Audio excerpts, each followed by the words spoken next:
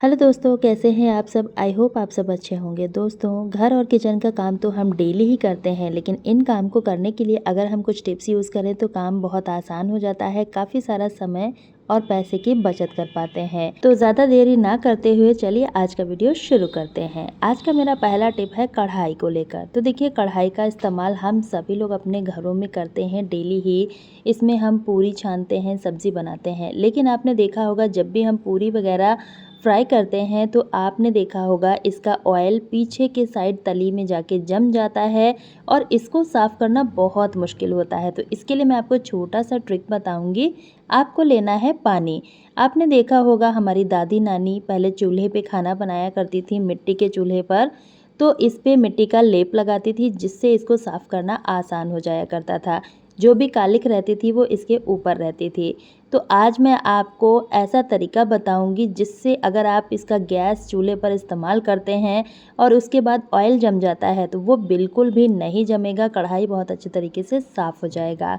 आपको एक स्ट्रेनर लेना है, इसमें नमक डाल देना है और इस तरह से देखिए इसको फैला देना है। स्ट्रेनर की मदद से करेंगे तो नमक बहुत अच्छे तरीके से स्प्रेड हो जाता है, हाथों की मदद से उतना अच्छे तरीके से नहीं हो पाता है। अब इस कढ़ाई को हमें गैस के ऊपर चढ़ा देना है। अब आप इसमें पूरी फ्राई कीजिए, सब्जी बनाइए, बिल्कुल भी ये कढ़ाई नहीं जलने वाला है। देखिए मैं आपको कितनी देर तक रख के दिखा रही हूँ, लेकिन कढ़ाई बिल्कुल भी नहीं जलेगा। तो इस तरह से आप अपने बर्तनों को सेफ रख सकते हैं, साथ ही समय की भी बचत कर सकते हैं, क्योंकि जब ये जल जाता है तो साफ़ करने में बहुत ज़्यादा टाइम वेस्ट हो जाता है। तो इस समय कढ़ाई बहुत गर्म है और मैं आपको करके दिखा रही हूँ। देखिए बहुत अच्छे तरीके से ये रिमूव हो रहा है। थोड़ा सा पानी डालिए और कढ़ाई बिल्कुल अच्छे तरीके से साफ़ हो जाएगा। तो ये ट्रिक हर महिला के बहुत काम आने वाली है। समय की बचत होगी और हमें मेहनत भी कम करना पड़ेगा।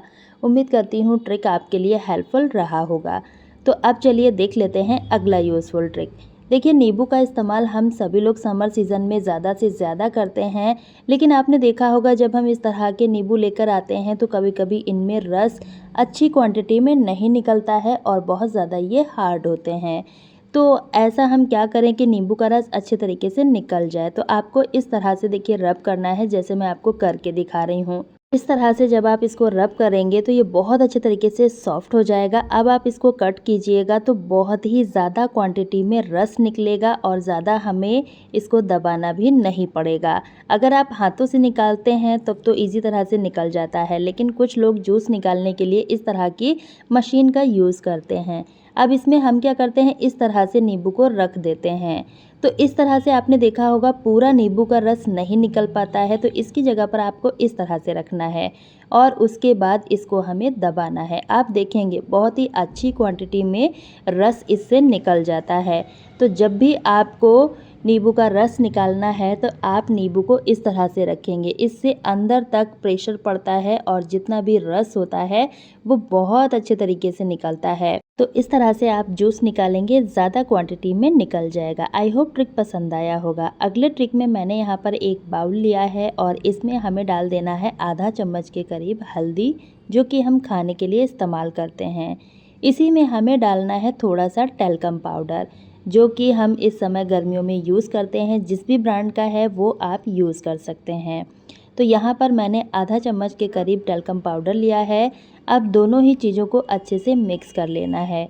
ये दोनों ही चीज़ें मिलकर बहुत ही बढ़िया सा पावरफुल मिक्सचर बनके तैयार हो जाता है।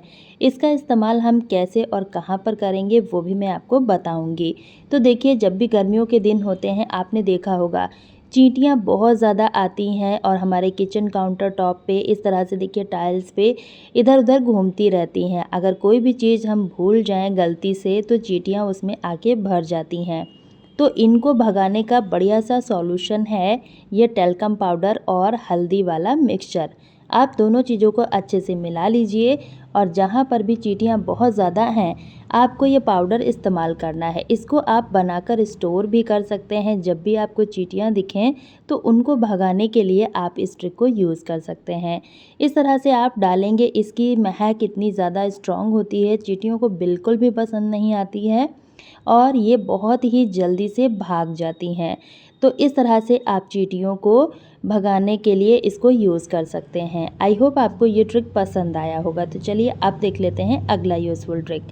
अब देखिए, जब भी हम चावल मार्केट से लेकर आते हैं तो हमारे मन में एक डाउट रहता है कि कहीं ये चावल मिलावटी तो नहीं है, क्योंकि आजकल मार्केट में प्लास्टिक के चावल भी मिल रहे हैं और लोग उसको यूज़ कर रहे हैं। इससे काफ़ी सारे हेल्थ इशू आते हैं। तो इस प्रॉब्लम से छुटकारा पाने के लिए मैं आपको छोटा सा ट्रिक बताऊंगी, जिससे आप इन चावल को असली नकली पहचान पाएंगे। आपको क्या करना है, जो भी चावल आप लेकर आए हैं इस तरह से देखिए गैस स्टोव के ऊपर आपको डाल देना है। अगर आप आग जला के काम करना चाहते हैं तो आग जला के भी कर सकते हैं, या फिर इस तरह से गैस स्टोव के ऊपर डाल दीजिए और गैस की फ्लेम को ऑन कर दीजिए और जितने भी चावल ऊपर के साइड हैं ये जल जाएंगे। जब ये अच्छे तरीके से जल जाएं, काले पड़ जाएं, तो आपको गैस की फ्लेम ऑफ कर देनी है और थोड़ी देर का इंतज़ार करना है ठंडा होने का। उसके बाद आपको इन्हें एक बाउल में ट्रांसफ़र कर लेना है। अब देखिए, मैंने यहाँ पर बाउल में निकाल लिया है। इनको हमें मसल के देखना है। अगर ये पाउडर सा बन जाता है तो आप समझ जाइए कि ये चावल ओरिजिनल है, इसमें कोई भी मिलावट नहीं है, ये प्लास्टिक का चावल नहीं है। ज़रा सा भी चिपचिपा हो या गैस बर्नर पे चिपक जाए तो आप समझिए ये प्लास्टिक का चावल है, मिलावटी चावल है। तो इस तरह से आप अपने परिवार को खतरे से बचा सकते हैं, मिलावटी चावल खाने से बच सकते हैं, क्योंकि चावल तो हर घर में यूज़ होता है। तो ये छोटा सा टेस्ट ज़रूर करके देखिएगा। अगला ट्रिक है हमारा कुकर को लेकर। देखिए, कुकर का इस्तेमाल हम सभी लोग डेली ही करते हैं। अब क्या होता है कि कुछ लोग कुकर को अच्छे से क्लीन नहीं करते हैं, मतलब ये जो अंदर का साइड होता है, इसका सीटी और अंदर का पाइप, ये अगर अच्छे से क्लीन नहीं होगा तो बहुत बड़ा हादसा हो सकता है। तो इस हादसे से बचने के लिए मैं आपको छोटा सा ट्रिक बताऊंगी, जिसको अगर आप फॉलो करेंगे तो इस तरह की प्रॉब्लम बिल्कुल भी नहीं होगी। आपको क्या करना है, इसकी सीटी को निकाल देना है और उसके बाद लेना है हमें धागा, जो कि हम सिलाई के लिए इस्तेमाल करते हैं। अब इस धागे में हमें सुई डालना है। तो आप छोटी बड़ी जो भी सुई आपके पास है वो आप इसमें डाल लीजिएगा। उसके बाद हमें एक छोटा सा काम और करना है। इस तरह से देखिए, थोड़ा सा बड़ा ही धागा लेना है। अब इस धागे को हमें डालना है जो कुकर का ढक्कन होता है इसके पाइप में।